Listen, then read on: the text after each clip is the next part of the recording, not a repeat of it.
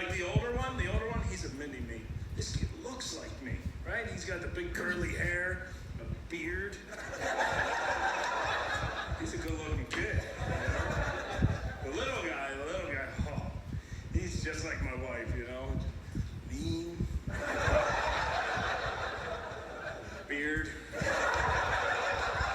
Way thicker than mine, you know, because she's Sicilian, so that comes in thick. Married a Sicilian girl, yeah. You got Italians and then you got Sicilians, right? Like, you marry a Sicilian girl, you better do the right thing, you know? I asked her mother first. Great move. She was like, Mark, whatever you do, don't buy a ring. Angie wants her great-grandmother's ring. It's a family heirloom from Sicily. Do not buy a ring. And as a guy, I'm thinking, oh, yeah! I don't have to buy a ring. You know? Of course, the hard part, you know, was getting 4 guys to help dig up Grandma.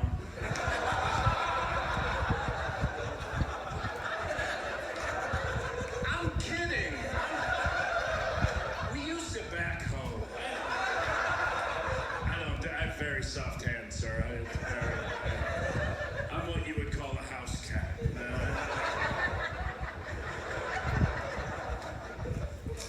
Yeah, I got the two boys.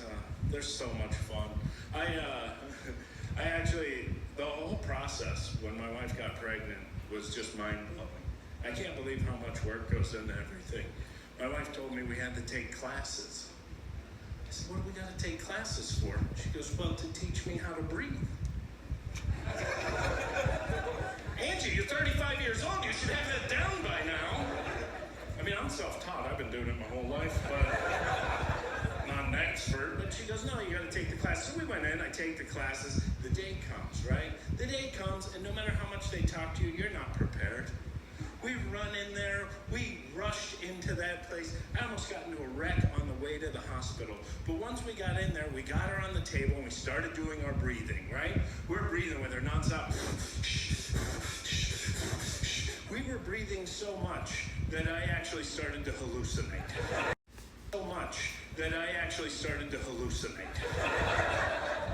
I thought, you know, after about 10 hours, I was exhausted. I was like, let's go home. We'll sleep it off. We'll come back tomorrow. They're like, no, once she's on the table, she's there till the baby comes. It's hour 18, hour 19, hour 20. I'm like, oh! Help me! We're there. I'm so exhausted, right? I'm breathing. I'm hallucinating. I turn and I look and I see the hospital doors fling open like an old saloon door in a Western movie. Just, and this guy comes walking through. Now we're all in blue scrubs. This guy's in black scrubs. I was like, ooh. He comes walking up to my wife. And he stands in front of her. And she's naked. Spread eagle on a table. And he's looking at her like he's about to make an estimate on a used car.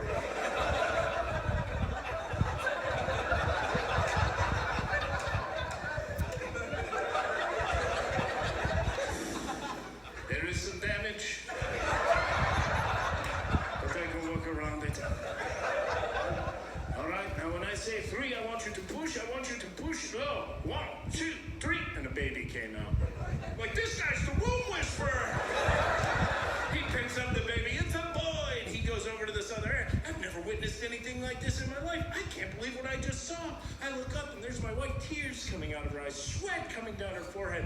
I run over to her. I grabbed her by the hand, looked her right in the eye, and said, oh, that doctor was amazing. You're not supposed to say that. The nurse stopped a murder from happening that day. She stepped right in between us. She goes, we're going to take you to get stitched up. Why don't you go meet your son? I turned and I looked, and there he was. They already had him wrapped up. He looked like a little burrito. They had him on top of this big metal table. He looked like a deli tray, you know, and there was a little French fry lamp on top of him. I was so hungry.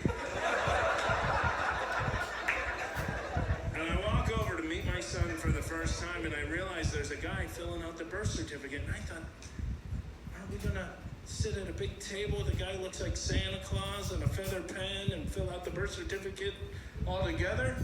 He's like, no, man, I'm filling it out now. You the dad? Yeah. He goes, you got a name picked out? And I thought to myself, ooh. I'm the only one here. I can name this kid anything I want. Then I thought about it, remembered how mean my wife was, so I stuck to the plan. We named our first son after my father's father, so we called him Grandpa. It's a family name. Our youngest son hates his name, little Grandma. Not a big fan.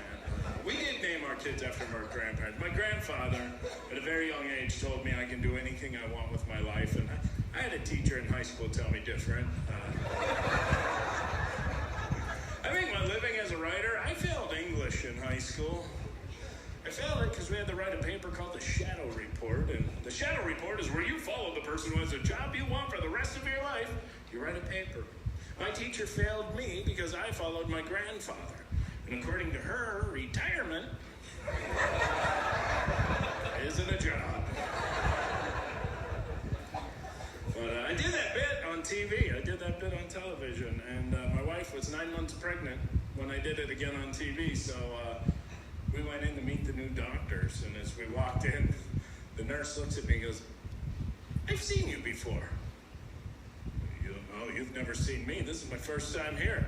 She goes, no, you were on TV the other day. You did the bit about the childbirth?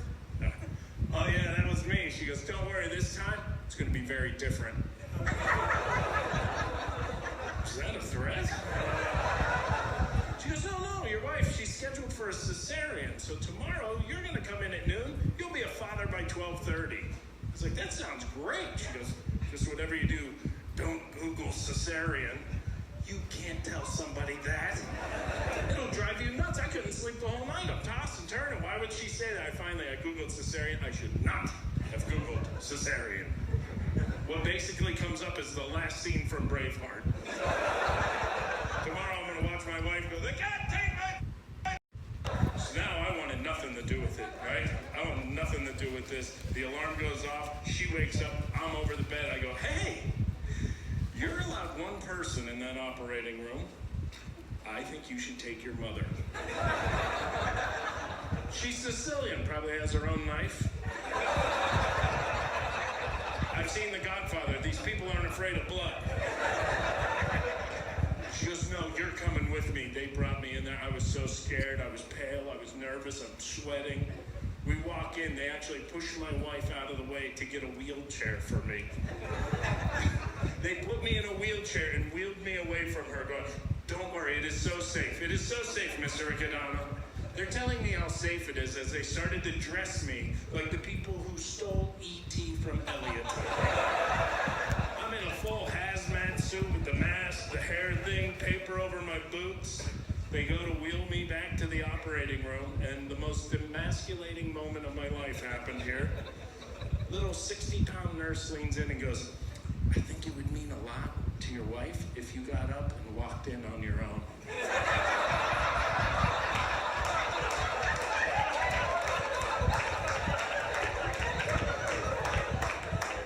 I stood up. I walked in that room. This time they had her on the operating table, but they had her like tarped off, like they were giving her an undercoating in Mako, you know? I walk right up to her and I go, I think we need to go back to the other way.